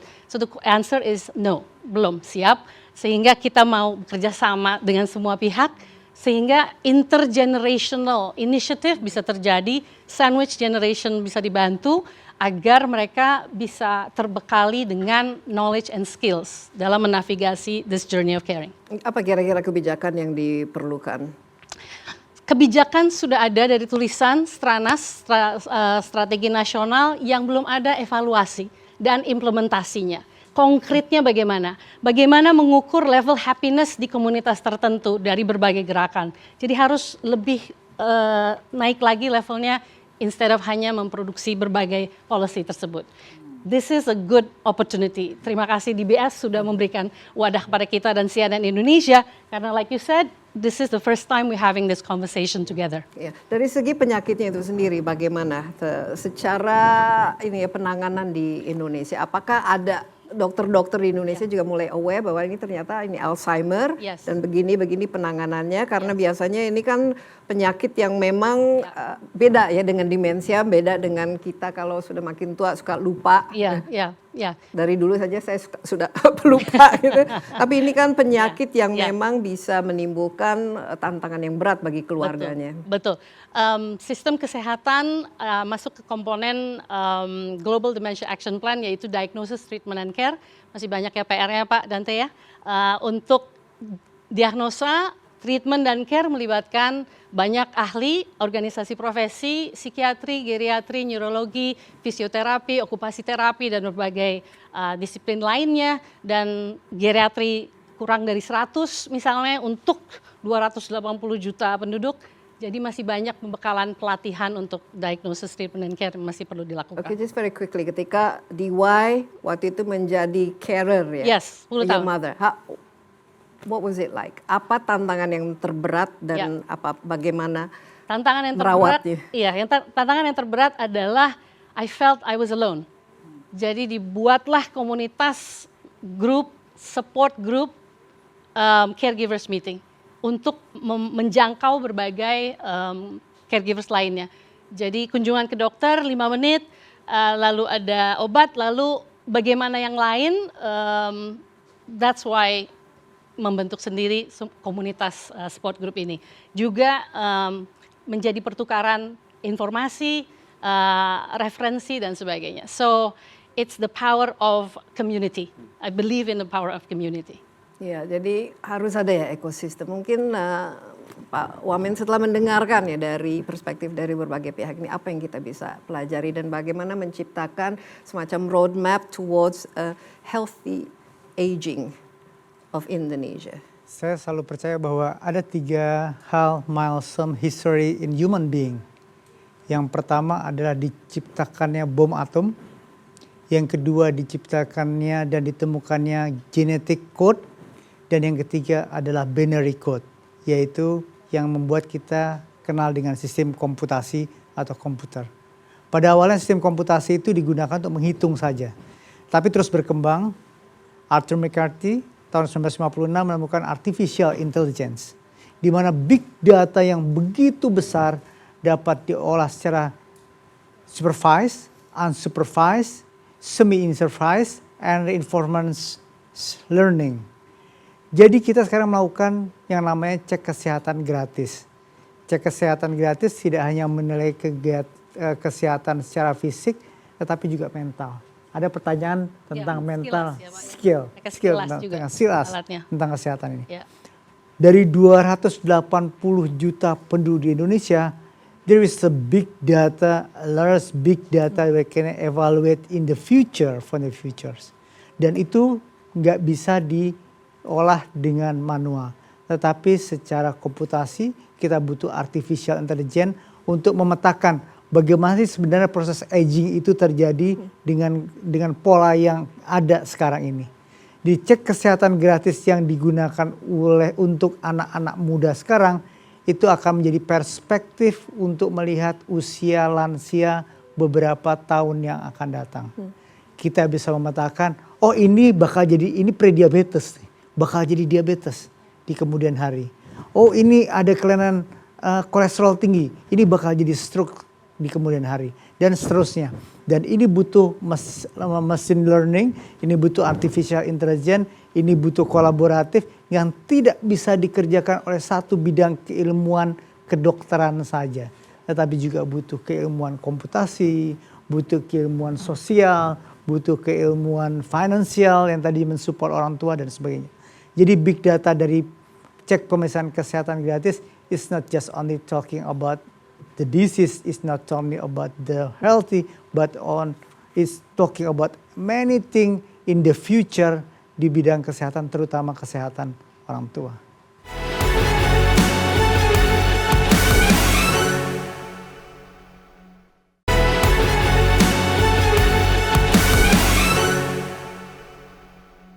Saya sekarang ingin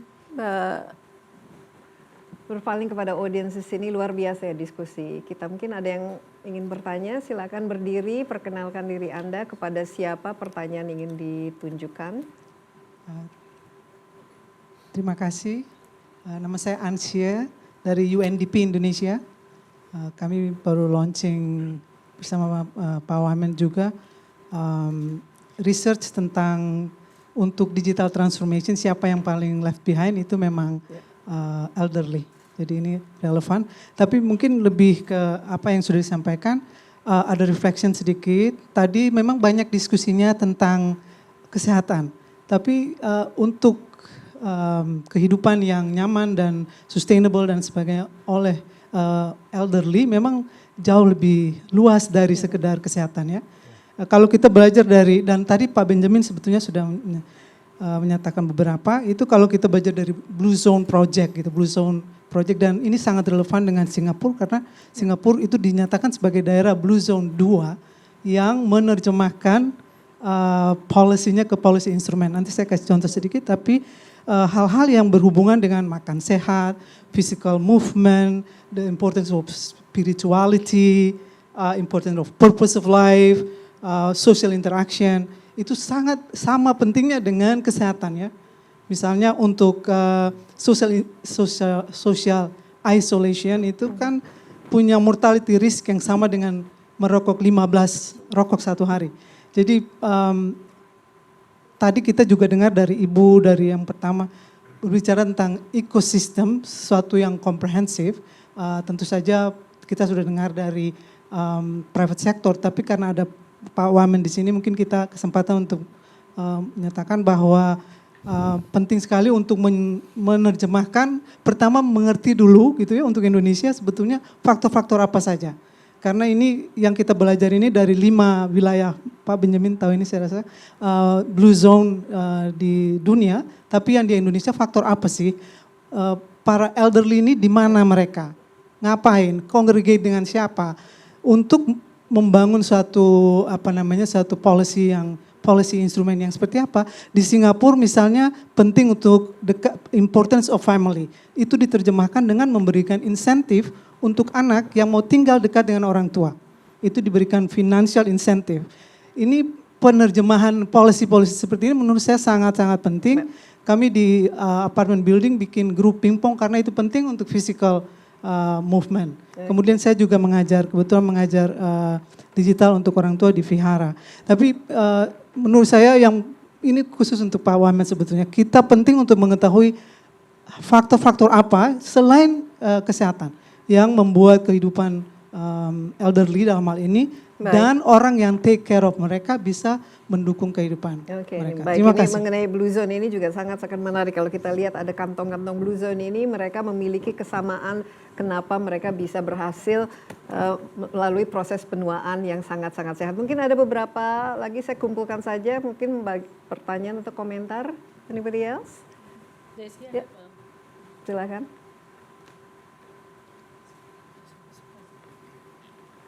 Tes. Ya. Perkenalkan nama saya Ardiansyah. Ya. Pertama saya ingin menanyakan untuk manula ya, kita akan bahas ya.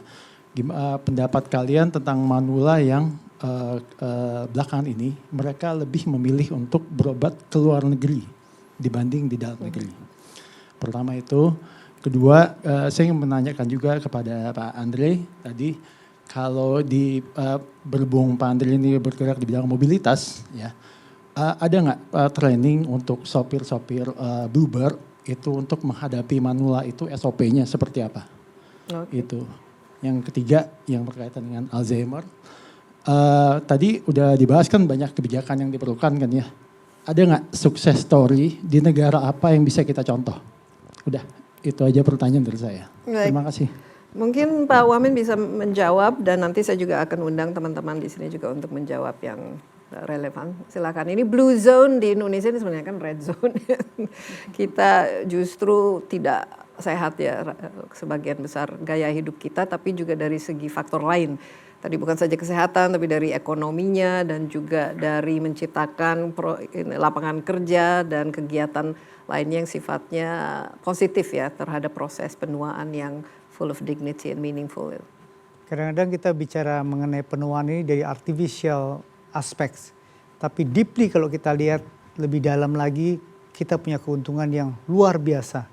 Bahwa budaya kita mendukung untuk mengasuh orang tua. Ini penting sekali. Bahwa banyak sekali di desa-desa itu orang tua masih tinggal dengan anaknya. Itu harus kita pertahankan.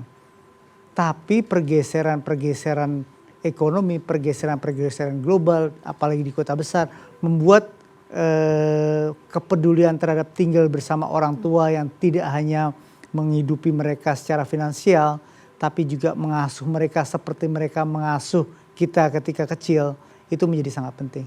Jadi kita mulai untuk mengendorse teman-teman, mengendorse masyarakat, supaya mengawasi orang tua, tinggal bersama orang tua. Karena ini salah satu modal buat kita untuk menciptakan dan menghindari blue zone tadi. Tapi ini kan bagian dari budaya kita kan sebenarnya, budaya Betul Asia sekali. untuk merawat orang tua sendiri. Untuk merawat orang tua. Tapi coba lihat Mbak Desi di kota-kota besar. Banyak orang tua yang hanya tinggal berdua, anaknya tinggal di kota, bahkan ada tinggal di luar negeri dan sebagainya. Mereka support finansial, tapi support finansial itu sendiri tidak cukup. untuk membuat mereka menjadi manula yang health, tetap manula yang sehat.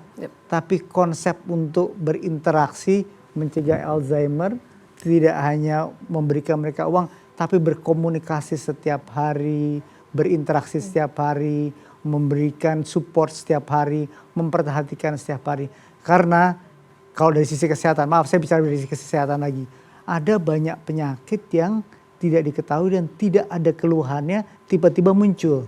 Seperti tadi Mbak Day mengatakan dulu kalau 10 tahun yang lalu mengetahui ibunya sudah bergejala Alzheimer, mungkin Mbak Day akan melakukan kegiatan dan tindakan-tindakan untuk mencegah Alzheimer itu menjadi parah. Begitu juga masyarakat-masyarakat yang lainnya. Kalau dia tahu bahwa rasa pegel-pegel itu sebenarnya adalah keluhan serangan jantung, mungkin dia akan bawa keluarganya ke dokter jantung dan sebagainya. Jadi salah satu konsep yang harus kita dalami dalam menciptakan manula yang sehat dan produktif serta berkebudayaan di masa depan adalah tetap membudayakan untuk tinggal bersama orang tua dimanapun Anda berada. Iya, mungkin Andre tadi ada pertanyaan khusus untuk apakah ada SOP bagi para karyawan ataupun pengemudi untuk mempersiapkan diri. Ya, terima kasih. Pertanyaannya memang spesifik nih ya. Karena memang mungkin tadi komunitas-komunitas itu sifatnya masih tersebar atau bahkan orang tua banyak yang tinggal dengan keluarganya kan gitu. Jadi 2014 sebenarnya kita identify itu sebagai special needs mobility. Makanya kita luncurkan produk namanya Life Care. Mengacu ke pertanyaan tadi, semua driver Life Care kita itu train secara spesifik untuk bagaimana menangani orang-orang yang disabilitas, sakit, dan termasuk yang lansia. Nah dari situ memang jumlahnya belum banyak karena kita masih prototyping bagaimana ada bentuk training apa saja yang sebenarnya necessary dan bisa dilakukan oleh mereka karena kita harus membatasi juga nih. Jangan sampai keluar jalur gitu ya. Tetapi segala hal yang sifatnya how to handle mobility in out, kita siapkan kendaraan khusus dan bahkan sebenarnya tahun lalu kita sudah kembangkan lagi di Bali karena kita justru melihat banyak komunitas justru yang lansia itu banyak yang memilih mulai di sana sehingga kita identify oke, kita mulai masuk ke Bali untuk melihat mobility apa yang kita harus persiapkan di masa depan mungkin dalam waktu target kita 2030 ya itu sudah bisa kita luncurkan dengan skala yang lebih acceptable sehingga keseluruhan komunitas termasuk lansia, disabilitas dan lain-lain itu mempunyai akses terhadap mobility yang lebih general dengan tadi para pengemudinya yang juga bisa terlatih secara spesifik. Kalau yang overall masih sangat general sih karena jumlahnya masih terlalu banyak dan spesifikasi dari keahlian itu kan harus kita implementasi ya. Kalau enggak nanti training itu kan akan berulang terus tanpa ada implementasi. Jadi kita sengaja spesifikkan ke jenis kendaraan Life Care taksi kita. Iya, tapi selain itu harus ada di Indonesia ini infrastrukturnya yang memang wheelchair friendly. Ini saya lihat kan atau mungkin pavementnya yang memang khusus ya untuk didesain supaya wheelchair access itu. Dan saya lihat ini masih kurang begitu dan kalaupun dari desainnya mungkin tidak tepat ya. Nah, Diwata ada pertanyaan khususnya mengenai best practices di mana Alzheimer ini ditangani dengan baik. Kalau dari segi volunteerism, dementia advocates di Jepang hampir 100.000 orang. Di Singapura, young onset dementia are actually spokesperson. Mereka menjadi orang demensia yang aktif bicara dan mengadvokasi, didampingi caregiver. Biasanya yang bicara tentang demensia kadang-kadang tenaga kesehatan. Kali ini di Singapura malah orang dengan demensianya. Di Australia, ada helpline yang didanai pemerintah, Dementia Australia juga terlibat, dan para helpline care advisors-nya adalah lansia, 60 tahun ke atas, digaji $80.000 Australian dollars setahun. Ini salah satu bentuk success story betapa kita bisa embrace lansia untuk terus berkontribusi. Kalau kita lansia tuh 60 tahun ke atas ya, tapi kalau kita hidup sampai 90 tahun, that's another 30 years gitu ya. Grace, mungkin idealnya ya bagaimana kita, how should we care for our aging parents? Dan bagaimana menyiapkan keluarga untuk segala macam yang berkaitan dengan tantangan memiliki orang tua yang apalagi tidak sehat dan tidak mobile. I think it's a loaded question ya, because when you talk about taking care of your parents or grandparents itu, itu beda-beda economic social status mereka. Like for someone like me, obviously I'm very privileged. It's definitely much easier to be able to take care of my parents down the road. Tetapi saya tahu bahwa banyak banget hal ini tidak gampang terjadi kepada banyak orang Indonesia di negara kita ini kan. Jadi tadi Benjamin said it correctly bahwa he can only cater to the specific market. Unfortunately, yeah, this is a lot of government's homework in the sense, yeah. Tapi in my own situation, like my grandma just passed away last year. She was 93 years old. But the one thing that we noticed I have 3 grandparents last year, right? All of them are 90 years and above. Mereka semua itu masih aktif secara, dua masih aktif secara ke kantor kerja. Pak Mokhtar masih ke kantor sampai sekarang, dia 96 year old. What's the secret of longevity? Ini kan tadi bicara blue zone. How? From what I've seen, mereka nggak pernah diet. Okay, mereka nggak pernah diet-dietan, fat dan nothing like that. Mereka nggak pergi paddle, olahraga, golf, nothing like that. Mereka produktif tapi nggak pernah mager. I never see them just staying at home, duduk-duduk, chilling, nonton atau whatever. I never see them that, like they sibuk ngatur rumah kah atau sibuk jaga anak. Pokoknya kesannya kayak goyang terus badannya. Jadi kayak banyak kesibukan. Banyak teman nggak? Teman ada, tapi nggak sampai heboh. Mereka ada teman kan struggling, jadi mereka just trying to survive, take care of their family ya. Jadi that's what I noticed. I think that's the key, to be active and just never die, just but be productive until the end. So only until the end when my grandma udah nggak bisa benar ke kantor. That's when she stopped working, and then she passed away 2 years later. Wow, 93. Yeah, sure. Sorry, Dewi, please. No, I just want to add that the key to health and happiness based on the Harvard Adult Development Study, 80 years, is social engagement. Yes. Quality relationship. I'm lucky because my dad is 96, and every week he always do his home visit to his friends. Dan almarhumah ibu memang demensia, tapi both of my parents, I'm lucky, they're my greatest inspiration. Amazing. And I agree with what the Deputy Minister said. I understand, having lived here for 13 years, the bulk of care is obviously delivered under one roof with the children. But again, that's where it is critical that we have that honest discussion. Because with respect, Deputy Minister, in this modern age of dual income families, of a husband working, of a wife working, of grandchildren going to school, it's not enough simply for someone to be under the same roof as a 3-generation family. I think that's a little bit disingenuous, a little bit of a shortcut to try to say we care for our elders because we occupy the same house as them. Yeah. They could still be lonely. Absolutely, and that's exactly why we're in business, because we have a membership who's extremely lonely because their children are busy people. I don't mean that out of any sense of guilt but it's simply a reality check of living in a modern city. Sons are working, daughter-in-laws are working, grandchildren are heading off to school. Who are they sitting at home with all day long? But that engagement, as we keep bringing it, that's critical. So whether they're doing it under the roof of their children, that actually isn't the secret. The secret is that engagement. And I just want to say that my grandma who just passed away, she lived alone. She didn't want to stay with my father. My father kept asking her, please stay with us. So they actually still want their independence. Yes. They don't want to be seen as a burden. Indeed. But how does the ordinary Australian sort of age and what sort of, Well, I think the priority, because the government obviously helps. The priority is obviously we've had smaller families in Australia for much longer. And one of the things which I do notice when we have these discussions, we talk about things like Asian values. Love and care is universal. I've never really put much stock into that whole idea of Asian values being different to any other values. What has happened in Australia, which is what's happening obviously now in Indonesia, is you have a workforce participation of men and women being traditionally the primary caregiver, and you have far more college-educated women than what you used to. In the case of Indonesia, it's more women are college-educated than men. We have much smaller families, and perhaps with your own audience, if they can think about, their grandparents, my guess would have been 5, 7, 9 siblings. Their parents would have been 3, 4 siblings. How many children have they had? My guess is 2 or 3 maximum. That's exactly what's happened in Western countries, which is then what necessitates specialised care for the older generation. So it's not so much Asian values, but rather a reality check of changing socioeconomic conditions. But affordable care. But affordable Subsidised by care, the because government. obviously there is a lot more support, financial support by the Australian government. But again, I think there can be some smart initiatives applied here in Indonesia which don't cost a lot of money, which can be applied. But these kind of discussions are important. But I think Ministry of Health, Ministry of Social Affairs do need to hold that urgent summit with industry leaders, with people here, and actually start to troubleshoot some of these problems which are happening now. Okay, Raymond, I mean, are you beginning to think about aging parents and, I mean, what? Now, this opens up probably a new discussion for people I've who been age. rereading the title a bit, Future Proofing Indonesia, which right now major focuses itu kan with economy, right? Trying to get dari negara berkembang ke negara maju. Yeah.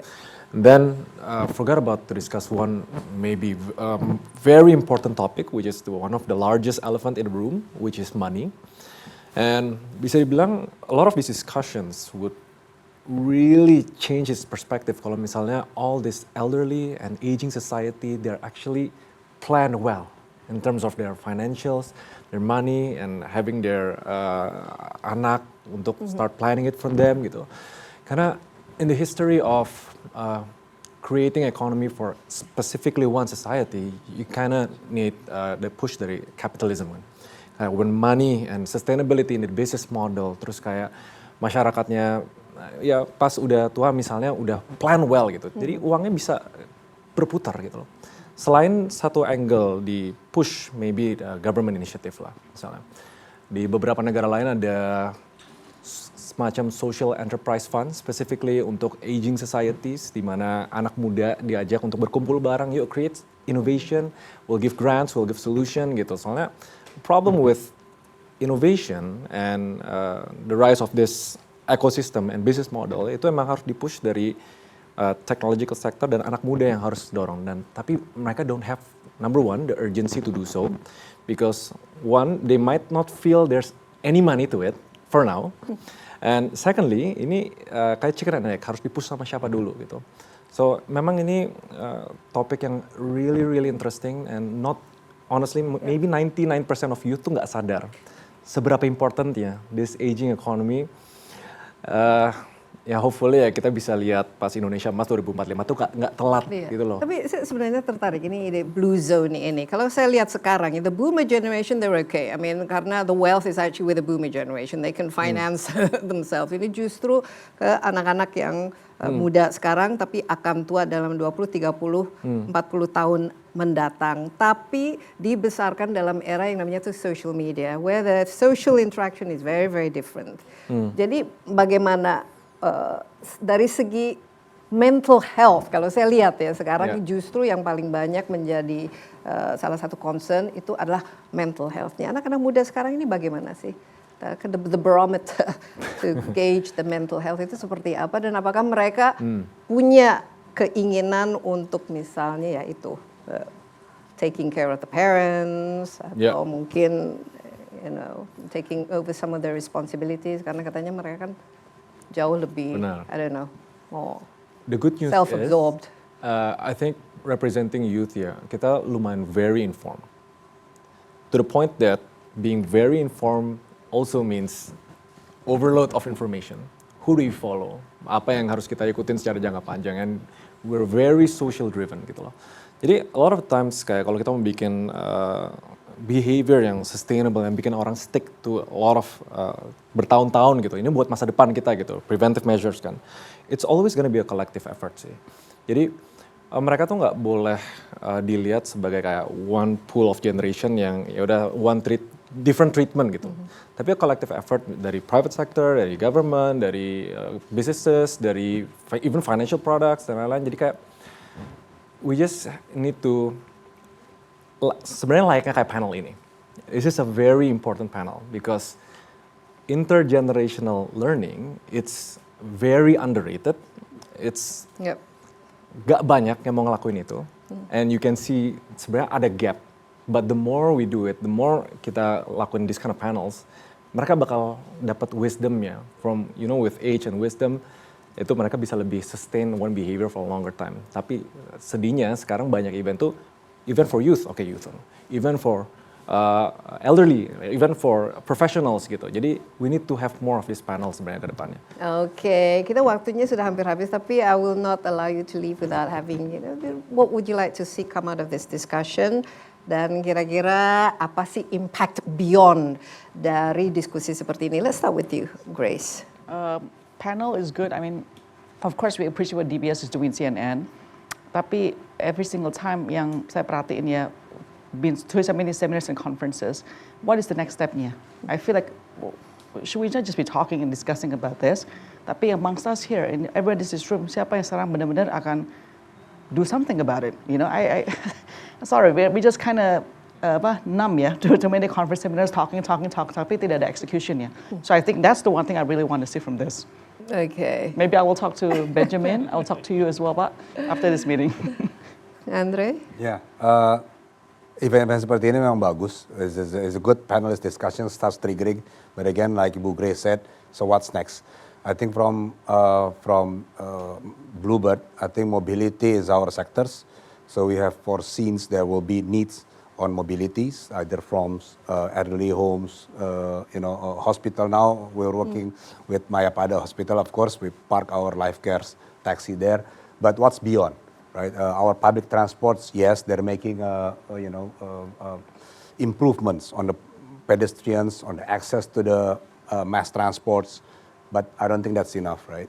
So I think there has to be bigger plans on the city planning as well. So we as a private sector, of course, have the opportunity to collaborate with the governments to accelerate these movements and developments towards that. Benjamin, your thoughts? Final Well, I remarks? agree. I think it's not a burden. It is the opportunity. Things can be changed.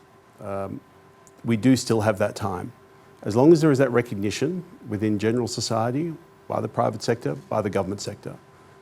For the private sector, for example, we should be obliged to follow a set of codes in development of space. The simple things as I discussed, a footpath, accessible areas, these can be forced upon us, and probably they do need to be. A new township can be built tomorrow with no obligation whatsoever to have a footpath. But again, as I said earlier, but we can build a whoosh. So, there are some very basic steps we can undertake here to create friendly spaces. Secondly, we can repurpose some of those government assets to create those contact centres, to create these community centres, because we do have an excess of these kind of government spaces, or tapping into some of the private spaces, under like Fasus Fasum.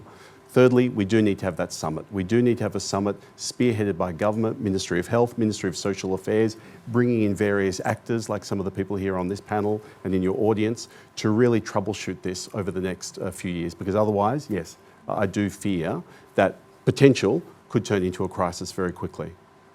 DY? Next step, agree with Grace. Harapannya Kementerian Kesehatan, Kementerian Sosial, Kementerian Keuangan, Kementerian Bappenas sama-sama semuanya berperan mengundang kita semua, tapi tidak hanya bicara di pembicaraan, tapi konkret. This is the services for older people who wants to be a volunteer, who wants to take it to the next step dan sebagainya.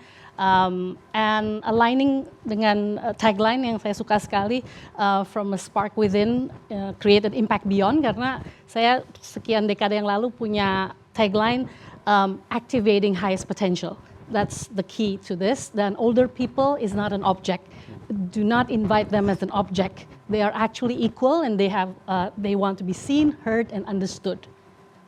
Raymond, aspirasinya. Awareness and urgency maybe harus dibedain dulu ya. I think DBS and this panel quite surprised juga, ini bakal harusnya jadi pemantik ya. Should be the catalyst for people to start discussing this. Albeit my expectation tuh harusnya 20 years to 30 years sebelum it became a real problem gitu kan. Tapi kalau misalnya we wanna invoke action dari anak muda, I think the one benang merah yang harus kita lakukan adalah to create urgency. I think dan differentiatornya antara awareness and urgency adalah the awareness needs to be consistent. Kayak mesti ada channel, kalau nggak melalui action atau nggak dari media atau nggak dari figures to consistently talk about this, make it into bentuk yang lebih tangible, misalnya programs from the government, programs from the private sectors. So hopefully 5 tahun ke depan a very critical time for us. 15 tahun lagi when aging population is rapidly growing. You're definitely right about this could be a really, really golden opportunity for us or might be a really huge crisis. But the thing is, anak muda sekarang tinggal di social media. And information is much, much important to deliver it right sekarang and consistently. Karena with so much information, awareness-nya itu harus konsisten. Baru it creates urgency and then they will take action by themselves gitu. Pak Wamen, kata-kata terakhir dan juga sebagai konklusi. Jadi beberapa minggu yang lalu saya punya kesempatan untuk datang ke Rumah Sakit Rajiman. Kalau pernah ada dengar Rumah Sakit Rajiman itu adalah di Malang, Rumah Sakit Jiwa. Lawang ya, di Lawang. Jawa Timur sebagai rumah sakit jiwa. Tapi karena ODGJ-nya sudah sedikit, maka perawatan orang dengan kebutuhan sakit jiwanya itu sudah semakin berkurang. Apa yang melakukan kegiatan inovatif yang mereka lakukan? Ternyata mereka mendidik keluarga yang mempunyai orang tua Alzheimer untuk bisa hidup bersama. Itu luar biasa yang baru saya bisa lihat secara langsung dan konkret ada di negara ini. Kemudian yang kedua, mereka menerima penitipan orang tua kalau anaknya pergi haji, mau liburan, pergi keluar kota, mereka bersedia dititipkan. Itu satu pool. Satu pool di mana pool itu menjelaskan bahwa kehidupan untuk mengasuh orang tua itu menjadi salah satu bagian budaya yang kita miliki. Satu pool. Pool yang lain adalah bahwa menjadi tua itu adalah keniscayaan. Karena itu apa yang akan kita lakukan sekarang adalah menentukan apa yang terjadi ketika kita nanti menjadi tua. Yang paling penting adalah happy elders. Not only healthy but also happy. This is very important. Terima kasih. Terima kasih. Big hand please. For our speakers, Raymond, DY, Benjamin, Pak Wamen, Andre, and Grace. Luar biasa. Kita mencoba ya untuk membuat topik yang sebenarnya cukup depressing. We talk about getting old, tapi it's something that each one of us will face, but we can face and embrace it positively. Yeah. The important thing is age is just a number. We're only as old as how we feel. I feel young. Yang penting kita selalu produktif dan punya kegiatan dan banyak teman. Ya, diskusi hari ini telah menunjukkan bahwa kesiapan menghadapi transisi demografi bukanlah tanggung jawab satu pihak, melainkan sebuah perjalanan kolektif yang membutuhkan kolaborasi antara pemerintah, kita sudah lihat sektor swasta, akademisi dan juga masyarakat, ini termasuk generasi muda yang akan menjadi tulang punggung masa depan. Transisi ini bukan hanya membuat tantangan, tetapi juga peluang besar untuk membangun sistem kesehatan yang lebih kuat, layanan keuangan yang inklusif, dan juga teknologi yang ramah lansia. Mari kita jadikan diskusi ini sebagai titik berikutnya untuk aksi nyata dan memastikan bahwa setiap individu dari segala usia dapat hidup dengan bermartabat dan penuh makna. Dalam forum ini saya selalu menegaskan kolaborasi adalah kunci dalam menghasilkan kebijakan yang baik. Terima kasih sekali lagi, tepuk tangan bagi para panelis kita. Sampai jumpa di The Big Idea Forum berikutnya. Bye-bye.